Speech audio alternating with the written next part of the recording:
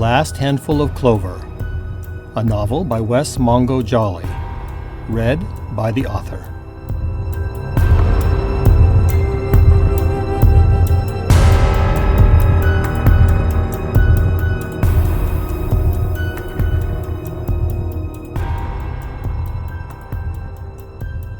Chapter 57. Possession. June 7th, 4:13 p.m. When they arrived back at the house, it was quiet, and Richard was grateful for that. After seeing the ghosts in the library, he was emotionally, if not physically, exhausted, and all he wanted to do was spend a quiet evening at home with the man that he loved. And for a time, that was exactly what he had. As the afternoon slipped away and Keith read a thin volume of poetry, Richard spent the time just sitting and contemplating what he now knew. He was still torn between feeling sorry for the ghosts that congregated at the library and feeling hopeful that there was a future for him that could include something more than just watching and waiting. What kind of scholar could I become, he wondered, if I had all eternity to pursue it? How many languages could I learn? What insights would be possible? But at the same time, what use was a grand education and vast knowledge for its own sake? Was there any point to pursuing great learning if it all had to be locked forever in his mind? The teacher in Richard was appalled at such an idea. No, knowledge only had value if it could be shared, if it could be used to further the great human adventure. Richard and Keith's quiet afternoon was interrupted less than 2 hours after they arrived home. Michelle drove up in Big Bird, and as Keith met her at the door, Richard saw she was carrying something the size of a toaster. It was a beautiful oak and rosewood box, and on the lid were his initials, in filigree gold. Touching the box gave Richard the same empty sensation he had when he learned that his body had been cremated. He wanted to feel something, whether it was revulsion or joy didn't really matter, as long as it was something. But instead, he felt nothing. The contents of the box might just as well have been garden dirt. Keith didn't open the box to look in, even after Michelle had been there for an hour and made tea for them both. The two of them talked quietly over the dining room table, the box of Richard's ashes between them like a mysterious gift from a stranger. "I couldn't stay at work," Keith told her. "I tried, but after a couple of hours I just felt this anxiety growing in my chest. I pushed through it for as long as I could, but eventually I just had to leave. I think they understood." "I'm sure they did, P. You should write to your boss tonight. Tell her you'd like to take a few more days off after all." Keith swirled the last of his tea in his cup, as if he were trying to read the leaves. "I think I will," he said, sounding defeated. While they talked, Richard saw their eyes kept finding their way back to the box on the table, as if it was a third member of their conversation. Finally, Keith looked up at Michelle and rested his elbows on the table. "Did you find out about the hearing tomorrow? The one for Howard Gunderson?" Michelle leaned back, warming her hands around her still full cup. "I did. In fact, I got a call from Detective Grayson yesterday. I asked her about it, and she said that we could go, if we wanted. I guess it's open to the public." Richard looked at Keith carefully, but his face was unreadable. Michelle was silent, and Richard could tell that she too was unsure what he was going to say. Finally, Keith downed the last of his tea and put the cup back on the coaster. "I think I'd like to be there. I'd like to go." Michelle sighed and looked down at her hands. "Detective Grayson suspected you might. She said it was a common thing and that sometimes for families Richard knew she was about to say families of murder victims, but caught herself. Sometimes for families it helps. I guess it provides a sense of closure. I don't think I'll have that until we understand why that boy did it. Do you think it was really a gang thing like they said on TV? I don't know, honey. I really don't. Anyway, yeah, I'd like to go. Will you and Pill be able to come with me? Of course, P, Michelle said, taking his hand and giving it a squeeze. So, it appears I won't be going to see my murderer alone, Richard thought.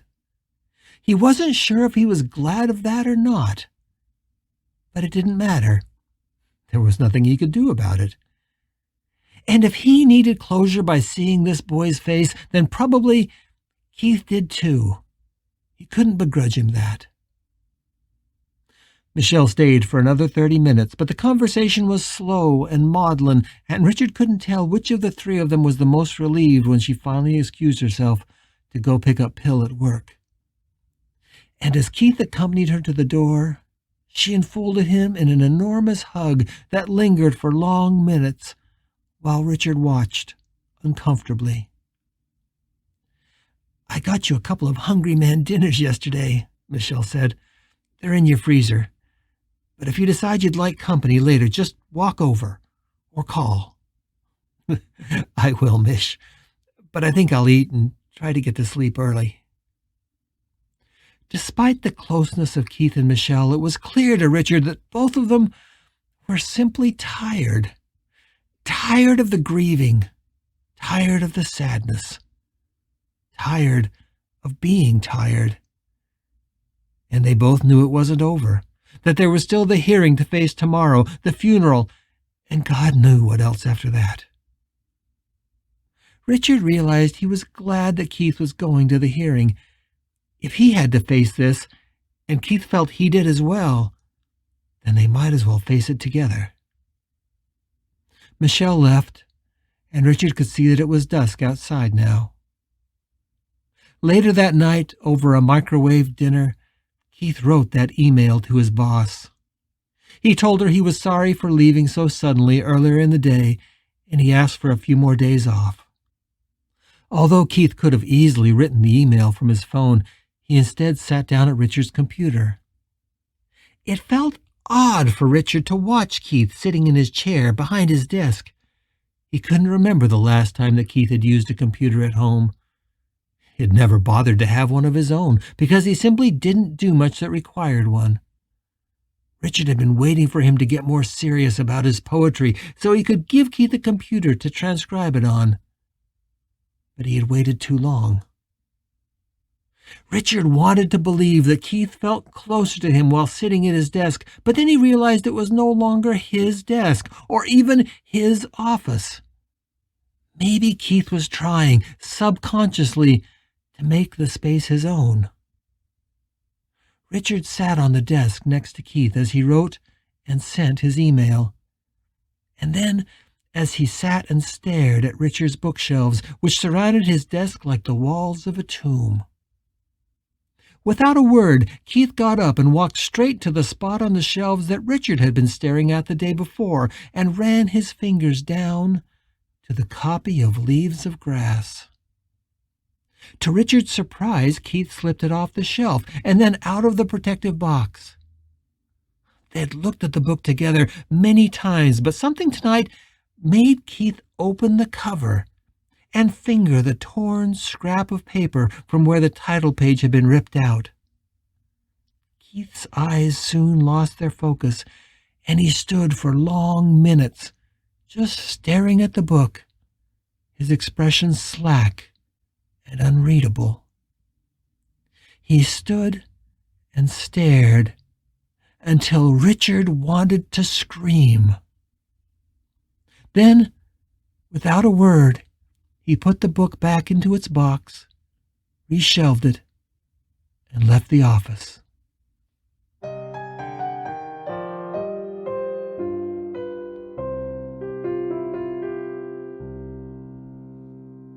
Nightfall marked the beginning of Richard's third day. It had now been over 48 hours since he had returned from the dead, and he felt that his mind was much sharper than it had been since he came back.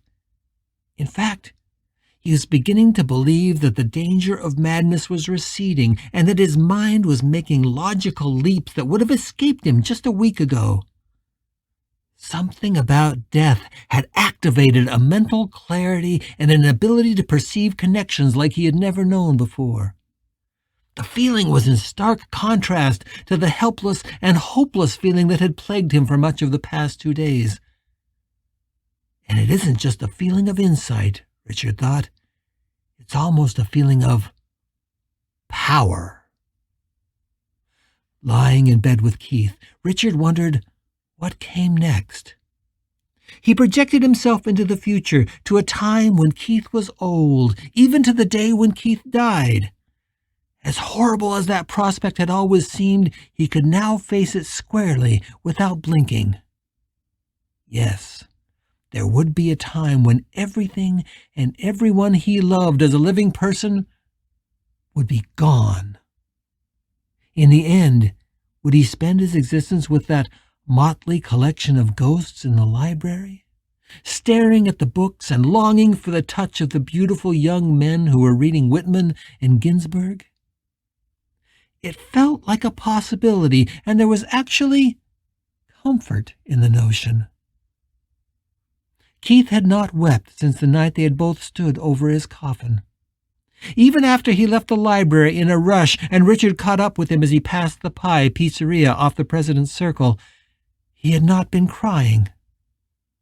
There was now just a tired and mournful look in his eyes, and behind that pain Richard could feel the man he loved trying desperately to stay afloat and imagine a future of his own. That search was something the two of them now had in common. That night, Richard decided that the most peaceful thing he could do was just to hold Keith's hand while he slept. Keith extended his right hand out onto Richard's pillow, palm up, as if in supplication, and Richard took it gently and held it as he stared into the darkness. He held Keith's hand, but his mind was far away. He couldn't stop thinking about the little ghost girl in the park. She had actually possessed that little boy. He could think of no better word than that, despite the horror movie connotations. The boy's head hadn't spun around and he hadn't spit out pea soup, but she had possessed him nonetheless. She had controlled his body and made him do horrible and violent things. Richard could picture that toy truck in the boy's hand coming down so relentlessly on his friend's head. He could still see the blood splattered in the sand and the blank expression on the boy's face. But the little girl had somehow been ejected from the boy, suddenly and perhaps against her will, when the mother jerked violently against the boy's arm. The girl had looked confused for a moment, but also thrilled, like the feeling of residing in actual flesh again had been exquisite. If I had the ability to possess a living person, would I do it? No, that wasn't the question he wanted to ask himself, and he took a deep breath before finally asking what he really wanted to know. Would I possess someone if it meant that I could be with Keith again? The very idea stole his breath for a moment. It sounded electrifying, but in a forbidden way. He knew that to possess someone would be an assault, had to be an assault. It would violate their bodily autonomy, if not their spiritual autonomy as well. Would he enter someone without their permission, just as the little girl did? Did he have that in him? Would he be willing to do something so transgressive if it meant being alive again? The little girl had only possessed the boy for a few seconds, but perhaps that would be enough. If it truly meant being a living person in the world again, if it meant being able to touch Keith's face and look into his eyes, perhaps a moment would be enough. No, I couldn't do it, Richard decided. It would be a violation of an innocent. I don't have the right to do that to anyone, at least not someone who doesn't have an opportunity to provide consent. He winced, realizing that he was already creating scenarios, circumstances where he would allow himself to take over someone else's body. He knew it was a case of desperately rationalizing something forbidden, but he couldn't stop. Maybe it's like sex. It's rape if you do it without consent, but if the other person is willing, if the other person opened themselves up to me. But that was ridiculous. How could he ever communicate with a living person about such a thing? How could he ever get consent? They couldn't see him. They couldn't hear him. That kind of consent would be impossible.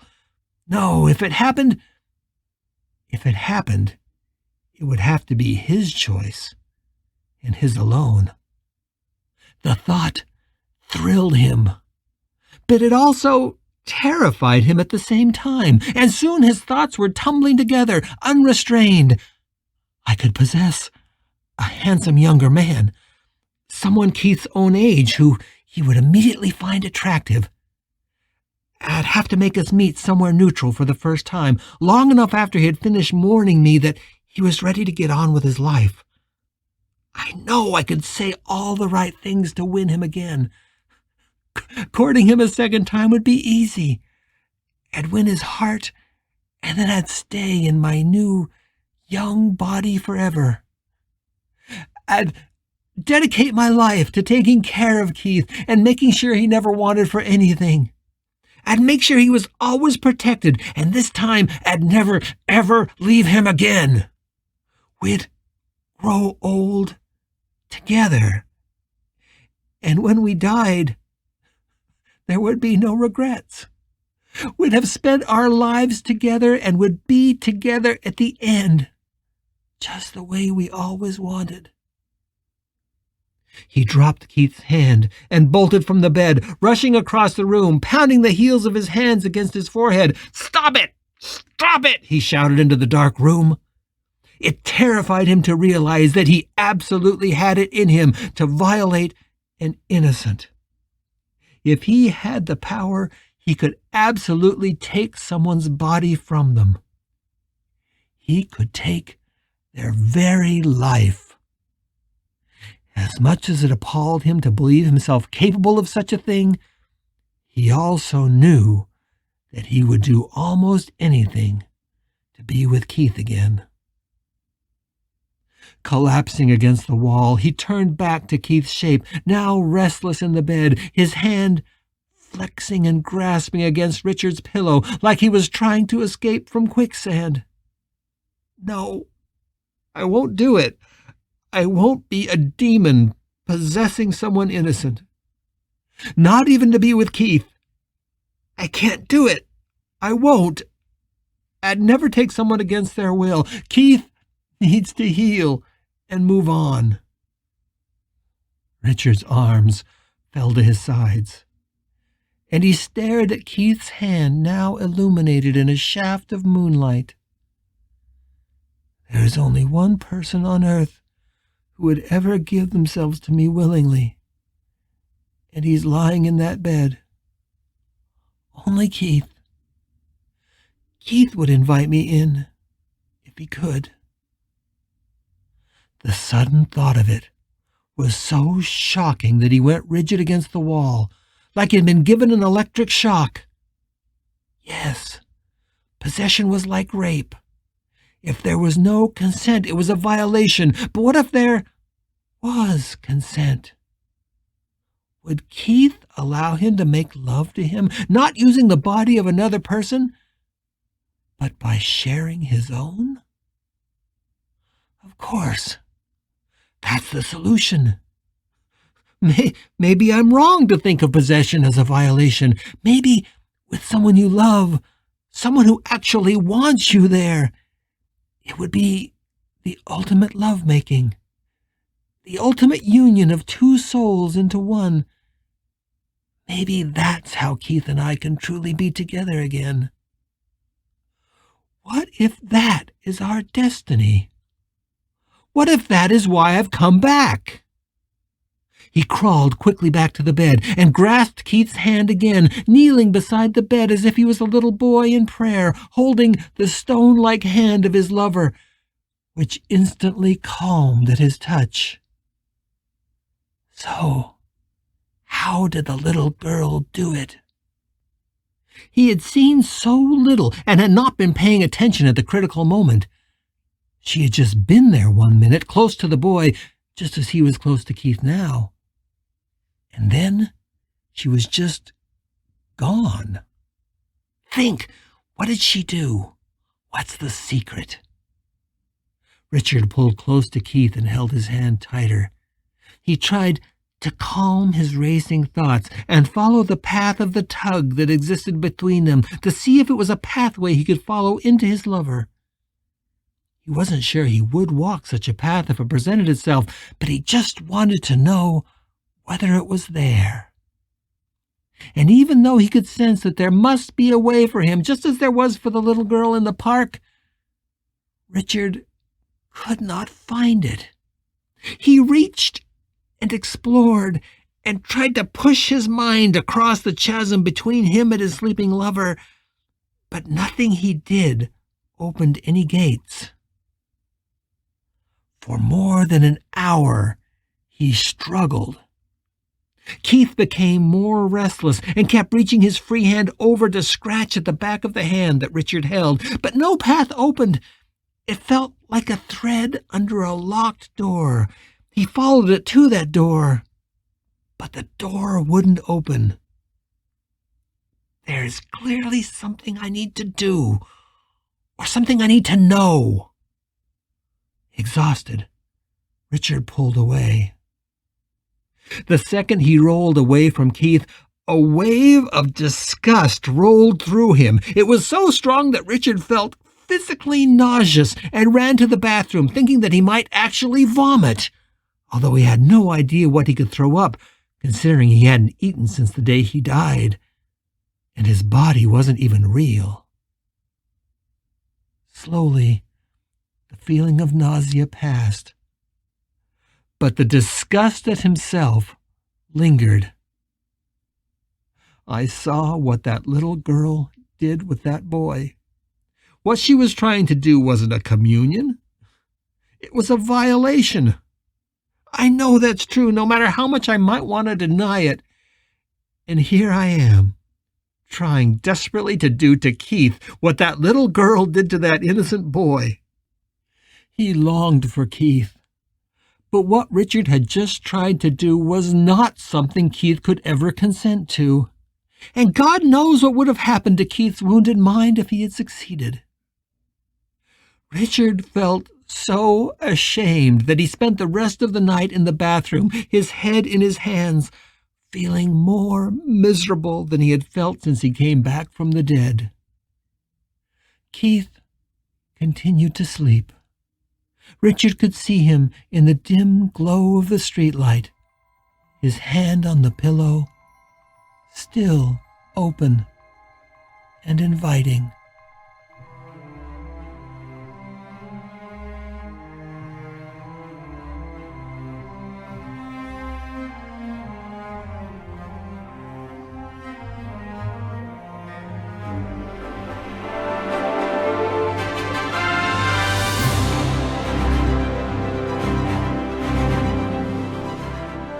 You're listening to The Last Handful of Clover, a novel by Wess Mongo Jolley. If you're enjoying this audiobook, please consider supporting the author on Patreon. That's patreon.com/Wess Mongo Jolley. And for more information, check out the author's website at wessmongojolley.com. That's WESSMONGOJOLLEY.com. Thanks for listening and stay tuned for more episodes.